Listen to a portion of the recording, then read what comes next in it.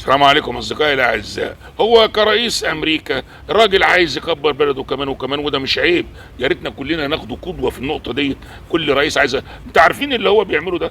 يعني الطلبات اللي هو بيطلبها وبتلبى. يعني لما طلب من رئيس جنوب افريقيا عنده في البيت الابيض، قال له لو اهديتوني طياره هقبلها. رد عليه رئيس جنوب افريقيا قال له ما عندناش طياره نهديها لك، الطيران اللي عندنا يملكه الدوله ويملكه الشعب، فما عندناش للاسف يا فخامه الرئيس. هو بيطلب والناس بتنفذه الطلبات اللي هو عاوز لو احنا اللي طلبنا طلب زي ده من دول الخليج، اي دوله ايا كانت، مصر بتطلب وقفكم جنبيها وبالقروض وهنسدد، يا سلام، كانت الفضايح لفت العالم كله من خلال الملوك والامراء والرؤساء والشعب نفسه. كنت هتلاقوهم بيتكلموا علينا ده مصر بتتسول، مصر بتشحت، مصر بتعمل. لما رئيس ده اكبر دوله على مستوى العالم هو اللي يطلب، ساعتها يقولوا ايه؟ ده استثمار مع امريكا، وخد اللي هو عاوز ياخده.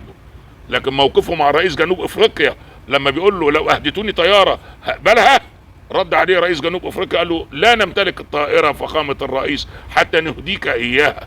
شكرا جزيلا رئيس جنوب افريقيا، وشكرا جزيلا للرئيس ترامب ان عايز يكبر دولته كمان وكمان. يا رب نفوق لانفسنا ونحاول نقلده في الاستثمار.